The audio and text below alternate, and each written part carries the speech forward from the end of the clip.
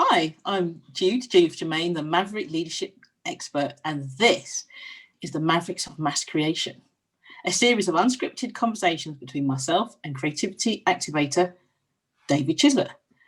We believe Mavericks and creativity combine to make an irresistible force of change that is sorely needed in a world that is developing faster than any time in our history.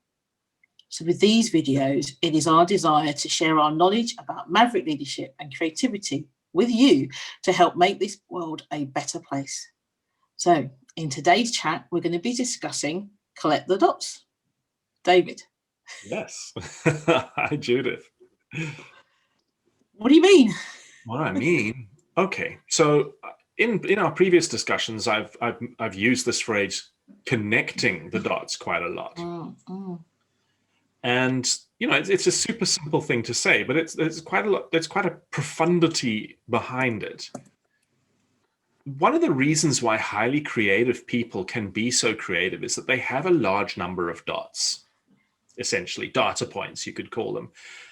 And what tends to make people who we think of as being like, wow, out there creative that way is that they have a collection of dots that a lot of other people just don't have access to. So, for example, if you are a software programmer, your ability to be able to make something new and startling is dependent on a number of factors. Number one, a hell of a lot of dots about programming, about how it works, what the boundaries are, what works, what doesn't, a lot of experience so that you can do stuff. But often that's not enough, because if you are just a computer programming expert, you're going to make something that only computer programming experts are going to care about or be able to use. You also need to have a diversity of dots which bring that sort of deep well of specialist knowledge into the public domain. HR people tend to refer to people like that as T people. You've got this deep well of specialist of knowledge, and then you've got this crossbar of more general knowledge. So quite often what is startling in innovation and creativity is when people bring pieces of information from one domain into another. We probably actually just talked about that in our last episode. And you can't do that if you don't have all the dots. So if you want to be more creative and therefore more innovative, it's extremely important that you acquire more dots. And the best way to do that is not to dive deeper into your existing well. I mean, sure, that's going to give you lots of dots, but it might not help you reach other people. But to rather dive into other wells. So if you are, for example, not interested in computer programming, it'll be a really good idea to read a book on basic computer programming, or on neurology, or on psychology, because that array of dots will quite likely give you unexpected connections to what you already know. And because you have this deep well, that connection might be fundamentally new to everybody else in the world. And it's like, oh, you're some kind of genius. That's interesting. So really, collecting the dots is something that you need to do rather than being like Hansel and Gretel and you're finding it in the forest for other people to leave behind. So this is something that you're proactive about? Yeah, absolutely. I mean, my primary collecting the dots skill is observation. I watch very carefully and can often tell people what they were wearing when we last met, because I'm very observant. Not because I always have been, but because I've learned the value of it. Yeah. So if you're not observant, can you still be creative? Yes, because it's not the only source of dots. Okay. So, you could have excellent recall. So every newspaper article or book you've ever read, you have a good grasp of the fundamental principles. So, observation is a tool. It's not the only tool.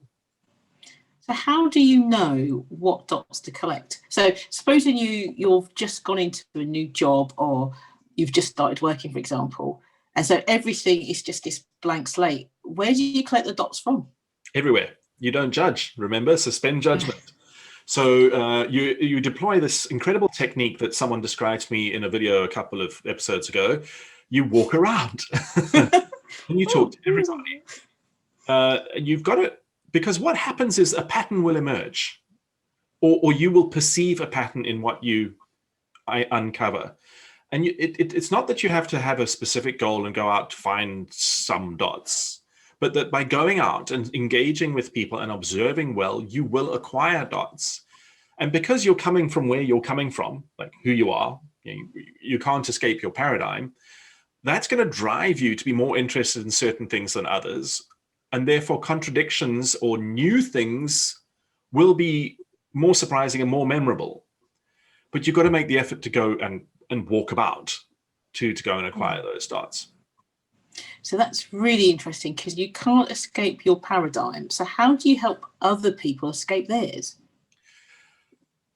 There's a good reason why incredibly new stuff is resisted at first in the marketplace. It's just too different. People can't make the leap. So we talk about early adopters and then the rest of the herd, as it were. And so you can help people by not throwing them in the deep end all the time. It's like, okay, this is new, but it's familiar enough for me to step into the gap. And then you just gradually step them further and further until eventually they look over their shoulder and they go, oh my God, where am I? So, when you're producing, innovating, or creating, that is something that it's good to bear in mind. Sometimes things don't work, not because they don't work, but because maybe you've really left everyone else behind. Yeah, that's kind of exciting. Well, yeah. And then the question is not, should you go back to the drawing board and start all over, but should you just rewind a few steps and bring everyone on board a little bit earlier and then grow with them? Yeah, so it's about pacing them and saying, this is the journey we're going. And when we get to this point, we'll stop, have a look around, and then we'll move forward to make it less frightening, I guess.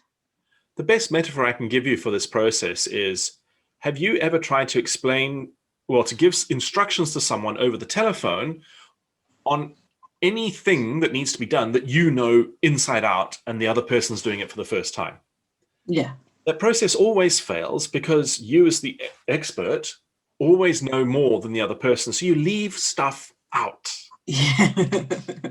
So you go, oh, click here, click there, do this, do that. The other person's going like, click what, where, how? And you go, oh, right, sorry, yes. Mouse over the bar, and when the drop-down menu appears, scroll down to the third option, click on that. And they're like, oh, no, I've got you. Creativity works in a similar way. Because it's yours and you're in it, we can sometimes just fly ahead without realizing that, well, not everyone has the dots we have, so they may not have made all of those connections. I definitely see it with Mavericks, that they're so into the revolution that they've forgotten that there's people want to come, but they can't keep up. So I totally get that. How do you teach somebody to collect the dots? Because I can imagine, or does it not matter? Because I suppose in my head, I'm thinking there are certain dots you should pick up and others you don't. And I'm getting from you, just pick all the dots up. We're all biased. So certain things are going to stick with you anyway. So if you pick up all the dots, it doesn't mean to say you're going to carry all the dots with you. Your internal bias and what you already know is going to influence what sticks and what doesn't. So you don't even really have to exercise your judgment in this issue, because unconsciously there will be a filtering process later anyway. But it is a mindset shift. And again, I keep on running into Carol Dweck's growth mindset. To do this kind of thing, you've got to kind of have a growth mindset. You've got to be looking forward. When things go wrong, instead of going, oh, well, I obviously can't do that, and saying there are no dots left here for me to pick up, you need to go, what went wrong? Or, I've seen other people do this. How did they do it when I can't? What did they do that I didn't do? And so you're actively looking for dots in situations where a lot of people just go, well, this is over. Okay. So does that mean then that creativity can't be taught because everyone's creative? Or does it mean you need guidelines for creativity? My take on it at this stage, disclaimer, is that most people need to be reacquainted with what they're actually doing a lot of the time, because it is so inherent in our behavior that quite often people don't describe a certain category of actions as creative when in fact it is. So, people are constantly solving problems and they're going, yeah, well, I'm a problem solver. It's like, oh, well, you're highly creative. Like, no, I'm not. I just solve problems. Like, how do you think you solve those problems? It's like, oh, well, I took this piece of information, I joined it to that information, and look, it worked. And it's like, well, nobody else has ever done that before. That's creative. And they go, oh, never thought of it like that. And they go, okay, how? How did you figure that out? Well, I didn't. I just knew this stuff and I thought, well, let me try. It's like, so you try. Now, what happens if you took that mindset into this other stuff you say you can't do? So that's what I tend to try and do, is try and step things back into an area where I know people are being creative, help them to understand that that actually is a creative action, analyze what they're doing, and then go, okay, well, here's a toolkit, use it somewhere else. Because I know we've had this conversation where I've said I'm not creative, and you took me right through that whole process, and I've come back with, yeah, I am creative. So I wonder, should we not call it creativity? Should we? I mean, I'm just thinking in a corporate space, should we just say we do problem solving? It's a good question. When I started with this whole journey of mine of bringing creativity into the world as a thing I think more people should get better at, I started to become very skeptical about using the word creativity because of the cultural loading of it that's so biased towards art and bigness, genii, and it's certainly not something that ordinary people can do. But I've discovered that that's actually a lever. Right. And because creativity is so vast, I think it's important to keep on calling it creativity, because what I firmly believe is that we cannot become self-actualized if we do not embrace our creativity. And I'd like to keep the word creativity so that the person at work who now understands that they are a brilliant problem solver will take that attitude into the rest of their life, everywhere. Yeah.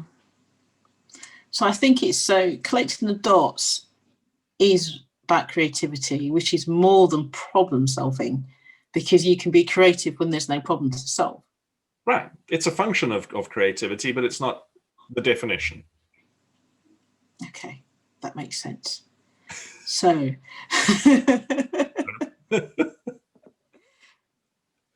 I think this is probably a good place to stop, unless you think I've missed some fundamental point on collecting the dots. No, I don't think so. I mean, just as a quick summary, like so many of these things, what's important about this seemingly innocuous piece of advice is to become consciously aware of it. Oh, yeah. If you want to, for example, smoke less cigarettes, one of the easiest ways to really radically bring the number down is to prime yourself to count every cigarette you smoke every day. Not to judge it, not to try and bring it down, just go 1, okay, that's number 10, okay, that's number 35. And without you even actively saying, oh my God, I need to stop that, it will start to drop off. And that's what it's like with connecting the dots. By saying like, oh, I need to pay attention, you will gradually just pay attention.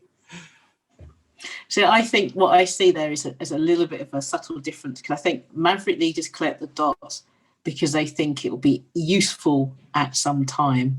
And I think, even though you are a Maverick leader, I think you're different in your creativity, that you collect the dots because the dots look great. Yeah. And maybe it'll be useful later somehow, in some way. You're not bothered. I don't know. Brilliant. Thank you so much, David. It's been a pleasure. Thanks for watching and listening in.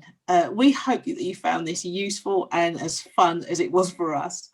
Check the show notes for all our links and sign up for our newsletters or us on social so you can stay in touch. There will be more Maverick weapons of mass creation in our next episode soon.